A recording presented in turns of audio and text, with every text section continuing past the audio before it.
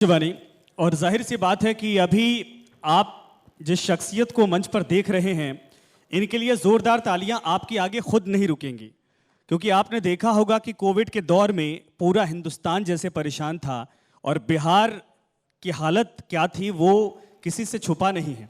लेकिन उस दौरान इनका योगदान, उनकी शिद्दत, अपनी जो खुद की ज़िंदगी होती है उससे बिल्कुल बाहर निकलकर मरीजों की सेवा करना, उनको बेड प्रोवाइड करना, उनके लिए ज़िंदगी दांव पर लगा देना, ये तभी संभव हो सकता है जब वाकई में मानव जीवन के लिए आप खुद को समर्पित कर पाते हैं। धन्यवाद सर, और ज़ोरदार तालियां एक बार फिर से डॉक्टर मनीष मंडल जी का स्वागत करिए।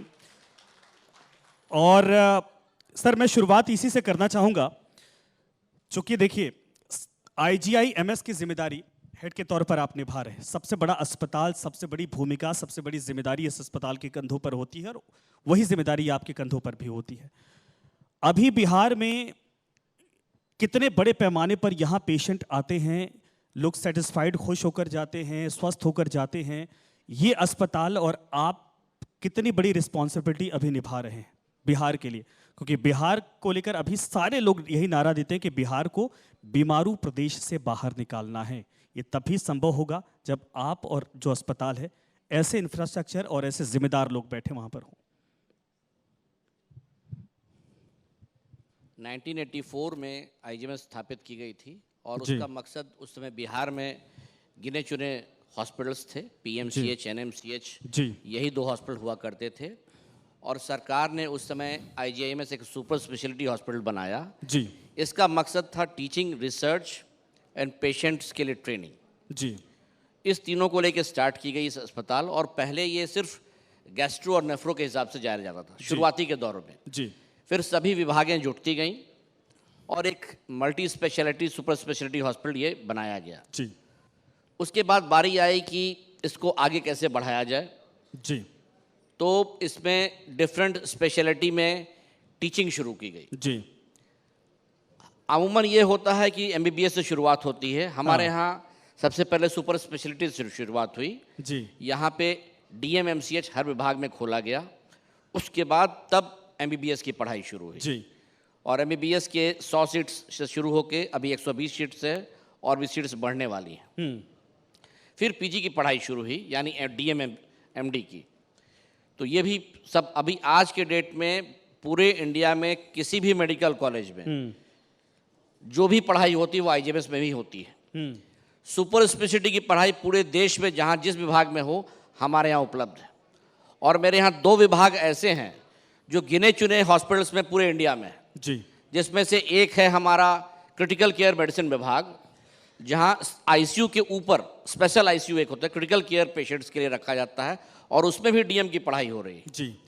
इमरजेंसी मेडिसिन, आप लोग सब जानते हैं कि कोविड से हम लोगों ने इमरजेंसी देखा, रियल इमरजेंसी, जहाँ जान के लिए, सांस के लोग तरस रहे थे। तो वैसी स्थिति में हमारे यहाँ इमरजेंसी मेडिसिन की अलग से पढ़ाई है। तो आप समझिए कि क्रिटिकल केयर और इमरजेंसी मेडिसिन, इसमें लोग जो ट्रेन होकर बिहार के लोग निकलेंगे तो वो बिहार का ही हेल्प होगा और बिहार में ही जाके कहीं ना कहीं काम करेंगे। तो teaching, training and patient care तीनों साथ साथ हमारे यहाँ चल रही है। अच्छा, ये तो एग्जाम्पल अपने आप में बहुत बड़ा हो गया। अगर इस तरीके से होता है, कितना लोड होता है अस्पताल पे, और इस तरीके से देखा जाए तो बिहार का? देखिए, अभी तो जो हमारे आंकड़े हैं संस्थान के, वो लगभग 3000 पेशेंट्स पर डे, उससे ऊपर ही होगा। मिनिमम 3000 रहता है फुटफॉल। और इसके साथ जो हम लोगों ने अपनी गुणवत्ता बढ़ाई, लोगों का विश्वास जीता, लोगों का विश्वास जगा, तो भीड़ बढ़ ही रही है। हम लोग भी अपने संसाधन को बढ़ा रहे हैं। ये अस्पताल 100 बेड से शुरू होकर 500 बेड गया, 500 से शुरू होकर 1000 बेड गया। आज के डेट में 1200 बेड पे हम लोग काम कर रहे हैं। इसके साथ एक 500 बेड का अलग मेडिकल हॉस्पिटल जो है वो खुल रहा है, और 1250 बेड का एक सुपर स्पेशलिटी हॉस्पिटल अलग खुल रहा है। 200 बेड का सिर्फ आई हॉस्पिटल खुल रहा है। यानी आई के लिए पूरे नॉर्थ ईस्ट इंडिया में जो सबसे बड़ा सेंटर होगा वो IGI-MS का होगा, और इसमें एक छत के नीचे उसका जांच और इलाज सारा उपलब्ध होगा। अभी स्वास्थ्य इंफ्रा के क्षेत्र में इसको नंबर 1 का खिताब भी मिला है जी, पिछले साल मिला है हम लोग को खिताब। तो इन उपलब्धियों के पीछे कितनी मेहनत रही है? कारण ये है, देखिए बहुत सारे अस्पताल ऐसे होते हैं हिंदुस्तान के, मैं किसी को क्रिटिसाइज नहीं कर रहा, लेकिन वहाँ क्या वो इच्छा शक्ति दिखती नहीं है। जब कोई ऐसा होता है जिसके अंदर परिवर्तन की एक अलग होती है या सोच होती है, तभी ये संभव हो पाता है। कोई भी मेडिकल कॉलेज बिल्डिंग से नहीं हो सकता। जी। आप सिर्फ बिल्डिंग खड़ा कर दें या इंफ्रास्ट्रक्चर दे दें या इंस्ट्रूमेंट दे दें, उससे नहीं होता। इसमें जॉइंट एफर्ट होता है। जी। हमारे यहाँ मैं बहुत गर्व से कह सकता हूँ कि जूनियर रेजिडेंट सबसे नीचे तबके का होता है, उससे लेकर सीनियर डॉक्टर्स तक सब फुली डिवोटेड हैं, टाइम से काम करते हैं, ओवर टाइम काम करते हैं और पब्लिक के लिए काम करते हैं। तभी लोगों का विश्वास जीता जा सकता है। सिर्फ बिल्डिंग या इंफ्रास्ट्रक्चर से किसी का विश्वास जीता नहीं जा सकता है। स्वास्थ्य महकमा हमेशा सुर्खियों में रहा है बिहार का। कारण होता है कि चाहे मौसमी बीमारियां हों, चाहे दूसरी बीमारियां हों। अभी मैं कई दफ़ा मंचों से जिक्र कर चुका कि दिल्ली से एक कमेंट ऐसा था, पॉलिटिकल कमेंट के लोग, बिहार के लोग चले आते हैं यहाँ पर, आपने भी सुना होगा।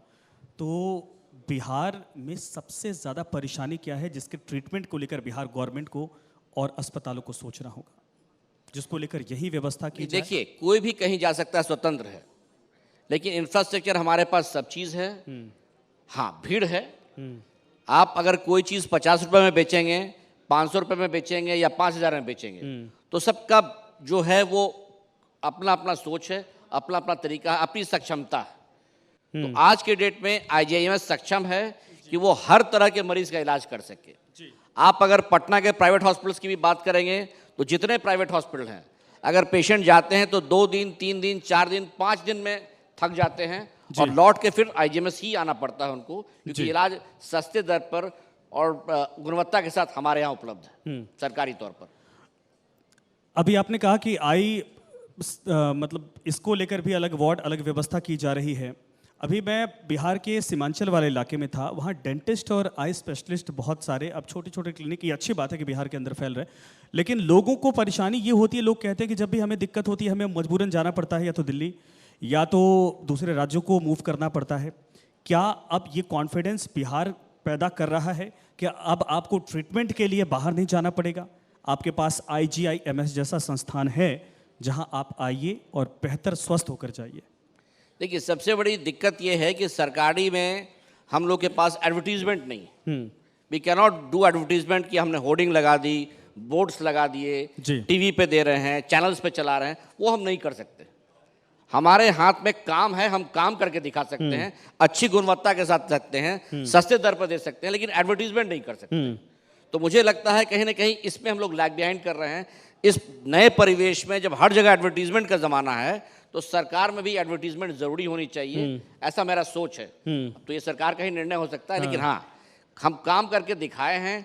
कोरोना में 1800 मरीज हमारे यहाँ एडमिट हुए, 1400 को हम लोगों ने बचाया है, ये बहुत बड़ी बात है। ये आंकड़े अब देश के किसी भी अच्छे अस्पताल का देखेंगे तो बहुत कम जगह ही ऐसा हुआ है कि 1800 में 1400 लोग बच जाए। ये परसेंटेज बहुत कम के पास। वही 60 दिनों का प्रोग्राम चलाया गया था मेडिकल फैसिलिटीज़ में चेंजेस के लिए, इंफ्रास्ट्रक्चर को लेकर भी, और जाहिर सी बात है वो पूरी शक्ल बदलने की कोशिश की गई ताकि बेहतर एक इमेज बन सके। ये उसमें कोशिश थी, इससे असर पड़ा है? नहीं, असर पड़ा है, असर पड़ा है। और मैंने अपनी पहल की संस्थान में कि हम लोग जितने लोग यहाँ बैठे हैं, हम लोग फोकस प्रोटेक्शन पे नहीं कर रहे जी, अवेयरनेस पे नहीं कर रहे। तो इस साल आईजीएमएस में हम लोगों ने अवेयरनेस ईयर मनाना शुरू किया। हम और हमारे जो नए निदेशक डॉक्टर बिंदे कुमार हैं, दोनों ने मिलकर हम लोगों ने डिसाइड किया कि हर मंथ में एक दिन हम लोग मरीज के अटेंडेंट को ये बताएंगे कि किससे बचा जाए जी।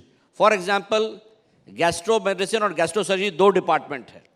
अब ये डिपार्टमेंट जो मरीज रेगुलर आ रहे हैं उनको ये बीमारी से कैसे बचाया जाए, तो हम लोगों ने वैसे ही सब डिपार्टमेंट को डिवाइड किया पूरे मंथ के अंदर, और लास्ट सैटरडे ऑफ मंथ एक दिन हम लोग ओपन हाउस डिस्कशन करते हैं, जिसमें हम लोग मरीज के अटेंडेंट को बताते हैं कि इस विभाग में ये बीमारियां हैं, इसको आप ऐसे इस बीमारी से बच सकते हैं, और बचाव के साथ इलाज, अगर बीमारी हो गई तो संस्थान में क्या इलाज हमारा उपलब्ध है, कितने दर पे उपलब्ध है, कहाँ आपको मिलना है। तो ये सारी जानकारी हम लोग दे रहे हैं, और इस माध्यम से 12 महीना अगर कहिए तो 12 महीना में 36 डिपार्टमेंट हम लोग कवर कर रहे हैं। 2 या 3 डिपार्टमेंट पर मंथ हम लोग लेते हैं। तो इससे क्या है कि लोगों को बचाव भी मिलेगा, क्योंकि आपको बीमारी हो ही नहीं, ये सबसे अच्छी बात हो गई। एक बार बीमारी हो गई तो क्या करना है, कहाँ जाना है, आईएमएस आना है तो यहाँ भाई 1200 बेड का अस्पताल है, कहाँ आप जाइए, कहाँ जाना, बिल्कुल। कहाँ रजिस्ट्रेशन कराइएगा। तो इस सब चीज़ों की जानकारी हम लोग दे रहे हैं। प्लस हर जगह हम लोगों ने अब नया बोर्ड लगवाया है, LED बोर्ड्स लगवाए हैं, पेशेंट को पता चले कि करना क्या है, कहाँ जाना है। बहुत लोग हो सकता है पढ़ नहीं पाए, बहुत लोग ऐसा होता है कि पूछ नहीं पाए, लेकिन सुन तो सब कोई सकता है, देख सब कोई सकता है। तो इसके लिए हम लोगों ने कोशिश की है कि जो मेरा मेन जगह है, मे आई हेल्प यू काउंटर तो है ही, साथ में वहाँ LED बोर्ड पे सारी जानकारी हो कि कहाँ कैसे क्या करना है। बिहार में अभी कुछ दिनों पहले एक चमकी बुखार था, क्योंकि अब IGI-MS में रिसर्च भी होता है। यूपी के पूर्वांचल वाले हिस्से में इंसेफेलाइटिस वो भी एक तरह से दिमागी बुखार ही कहा जाता है उसको। और दोनों का अगर नेचर देखा जाए तो बहुत बड़े पैमाने पर बच्चों को और लोगों को प्रभावित किया। बिहार में उसको ये रिसर्च का परिणाम क्या निकला, क्या वाकई में उस पर कमांड की जा सकी है? देखिए, वायरस जो है वो एक अजीब ऑर्गेनिज्म है और ये बहरूपिया है, अपना रंग बदलते रहता है। अगर आप कोविड को देखें तो कोविड फेज 1 आया, फेज 2 आया, फेज 3 आया, फेज 4 में हम लोग जा रहे हैं। तो ये चेंजेस करते, वैसे ही अमूमन ये रिसर्च की विषय है। और आपकी जानकारी के लिए बता दूं कि कोविड के समय हमने अपना लैब स्टार्ट किया, जिसको जीनोमिक लैब बोलते हैं। जीन से हम लोग पता करते हैं कि ये किस बीमारी से हो रहा है। पहले क्या होता था कि जो सैंपल्स हमारे यहाँ निकलता था मुजफ्फरपुर से, वो सैंपल्स को पुणे या दिल्ली या अन्य शहरों में भेजा जाता था। तो इसमें जो टाइम लैग है वो काफ़ी होता था। तो टाइम लॉस होने से इस ऑर्गेनिज्म को पकड़ना मुश्किल हो रहा था। क्योंकि अब हम लोगों ने अपना लैब स्टार्ट कर दिया, IGMS के अंदर लैब है, तो ट्रैवलिंग टाइम कम हो जाएगी।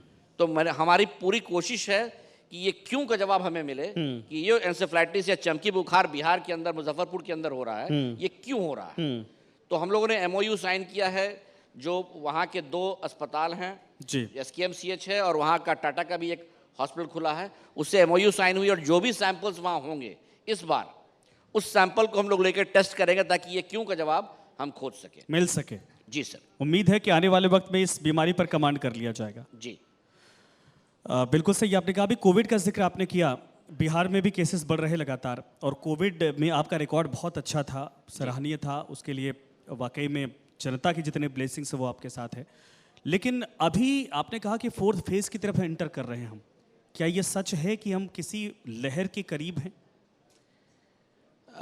इससे लोगों को घबराने की जरूरत नहीं है। अगर आप आंकड़े देखें और इस वायरस का पैटर्न देखें तो पहला फेज में ये फुल बॉडी को अफेक्ट कर रहा था।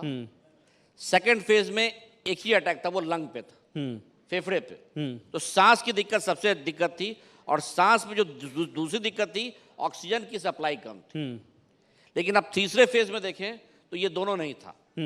और चौथा फेज जो अभी है, इसमें सिर्फ थ्रोट पेन हो रहा है, सोर थ्रोट हो रहा है, सर्दी खांसी बुखार हो रहा है।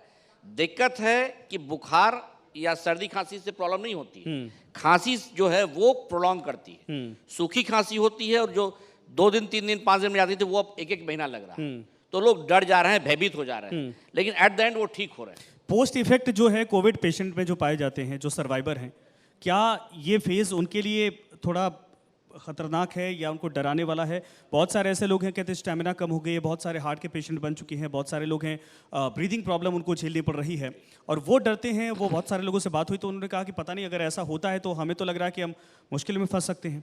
क्या ये सच है कि उनको थोड़ा केयर करनी चाहिए, क्योरनेस चाहिए? आपके चैनल के माध्यम से मैं लोगों को बताना चाहूँगा कि डरने की जरूरत किसी को नहीं।